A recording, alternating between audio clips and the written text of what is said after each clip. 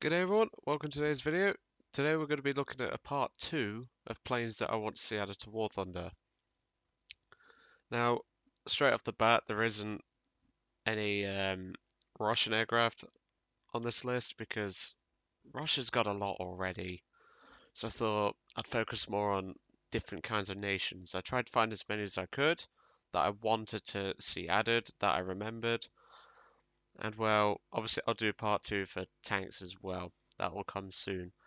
Um, This video will come before the first ace gameplay in the 1953 M41M, which I have now spaded. Um, then it will be a 1953, then it will be the tanks, then it will be the review on the 1953. Anyway, let's get into it. So we're starting off straight away with a plane that everybody and their mothers seems to want. The B26 Marauder. Now this thing looks absolutely awesome. It's got a shed load of firepower in the form of turrets, forward-facing machine guns. I believe it's also got a ventral turret, and it could also carry 4,000 pounds of bombs. It was absolutely awesome in real life. It was very unsafe for the crew, but it would do its job very, very well. Now, obviously, it was also rechanged to A26 well, the A26 Invader was it was sort of the predecessor in a way, but at the same time, this was the bomber variant. But as you can see on the Wikipedia page, it received the reputation of being a widowmaker because of the high accident rate. Obviously, that could maybe be a problem if you lose an engine in War Thunder, but we don't know. I mean, the Hornet that the British get does have a problem when it comes to landing on one engine, so why not this? I suppose you could put that at a lower battle rating in that case, but at the same time, you've got to consider its defensive armament and things like that.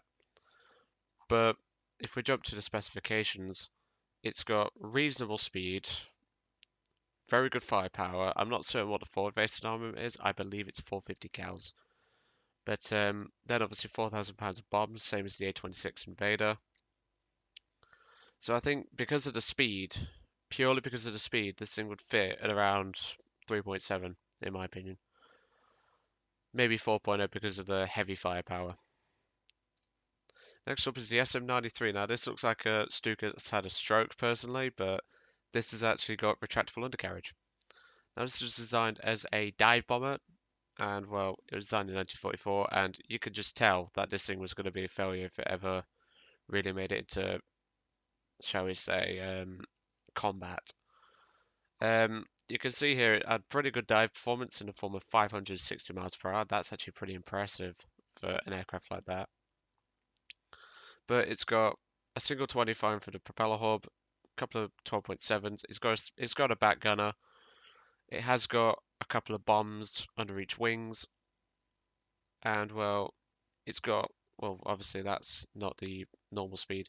The maximum speed is 360 miles an hour, so maybe a battle rate of around 4.0 to 4.7 would perfectly balance this aircraft because obviously it's got pretty heavy firepower and obviously it would be maneuverable. Not certain about its armor layout, but to be honest, it doesn't look like it's going to have any because of its overall look. It just looks like something that, well, it looks like an MC205 that's just been punched in the face, person, just looking at the engine. Looks like a 205 that's been punched in the face, been uppercutted, and it's got a very bad fringe. That's how it looks to me, but even so, it seems good. It would be good for Tank RB in the higher tiers for the Italians with the M4 Tipo, I think, which I'm soon to unlock. And, well, yeah, looks pretty fun. And obviously its high speed will help. Next up is another, well, it's going to be a Japanese plane this time. There are two Japanese planes on this list. I had to check then. This is the KI-48 Lily. Now, this thing didn't have a very good payload, didn't have very good defensive armament, but it was a reasonable aircraft. I mean, it had obviously modifications to improve it, such as the 2C and the 2A being improved. Obviously, there was the KI-66 ground attacker variant, which I think I covered in the first video that I did. But with just three 7.7s and a reasonable top speed, you could maybe put this thing at 2.0 and it would be fairly balanced because it's not got a good payload. I mean, it's pretty average for a Japanese bomber, to be honest. But this would be the kind of aircraft that you would put at 2.0. Well, this is the 2A variant that it's listing here. But obviously, don't trust Wikipedia, but I'm just reading it off here because I just don't have the time to look at things like that. But um, this aircraft's got good speed, good engines because they've got decent horsepower. It's got a reasonable service ceiling, and it should be fast enough to get in and get out before enemy fighters get near. If that's the case, then obviously you'll have to give it either a lower bomber spawn or maybe start adjusting bomber spawns, or maybe even send. Well, the enemies will have fighters that will most likely be able to climb to it anyway, such as like Corsairs, Buffaloes. So this thing won't be invincible, but at least it still has a chance of defending itself. Not very well, but it will. And with a reasonable bomb load, it can use its bomb load to good effect and do well. Obviously, hopefully in the next patch, some of the planes that I've listed in these two videos that I've done for planes will be added. Same for tanks when I eventually do that. But anyway, let's move on to the next one. Now, this one I've wanted in the game for so long. The Fairy Barracuda. Now, this is one of the most popular British torpedo and dive bombers that we ever used during the war. And well, she did bloody well. She could carry torpedoes. She had defensive armament as far as I'm aware. I'll have to look in a second. Could carry torpedoes, bombs, rockets, I believe. And it was absolutely amazing. It was one of those planes where we used it so much. And here you can see it's not got any forward-facing armament.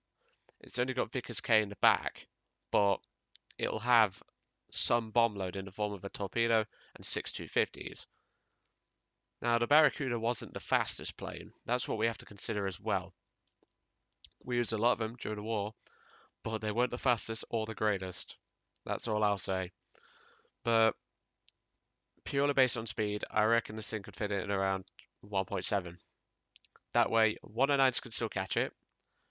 Some biplanes may be able to catch it, and some monoplanes will be able to catch it. But some biplanes and monoplanes and things like that, it will be able to outrun, and it could use its 6 250s to good effect. That's how I see it anyway.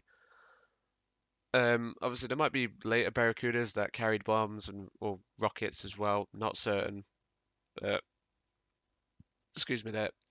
But yeah, this sort of aircraft that I'd want to see because the British Fleet Air Arm tree hasn't gotten much love recently, and well, I just want to see more attackers, bombers added to War Thunder. Obviously, with the cannon buffs, this is going to be a lot harder. But if Gaijin nerf the cannons or buff planes in terms of taking damage, that would be preferred. But anyway, less about blabbering about Gaijin's stupid decision to buff cannons and not planes and bombers. Let's move on to the next plane. Now, this plane look a little bit familiar to you. No, it is not the BA65, it's the BA64. This is the one-seater variant. And, sorry, I was just checking my phone there.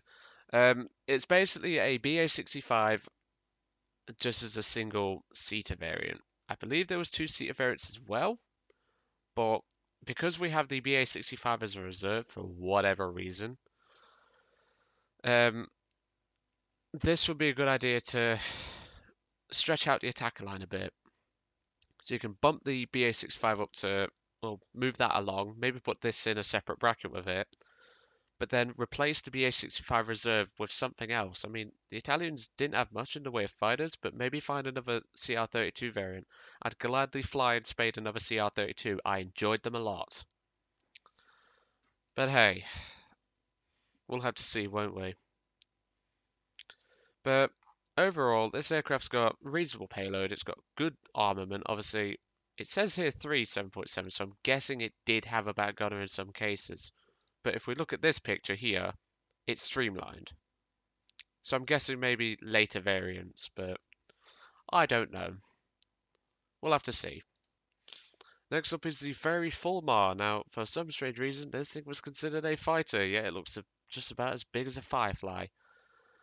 Now, it was a good aircraft in real life. It had a very good offensive armament. It was quite tough as well. It had good performance, good maneuverability. I believe it could also carry bombs and rockets. Not entirely certain. But this is a carrier-based fighter. For some reason, Britain had an idea that two-seat fighters with just an observer in the back was a good idea. Personally, I didn't see much point in them, but this thing was actually pretty good.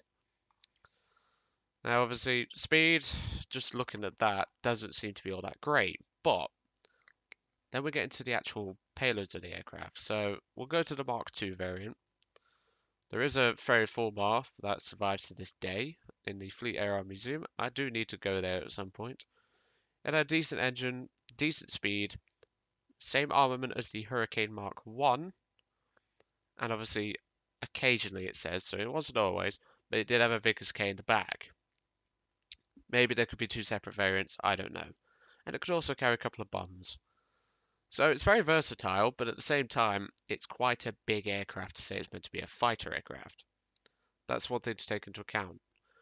But other than that, this would be an awesome aircraft to add because we designed some strange stuff for Spirits, but it's a good aircraft to add because it's so unique.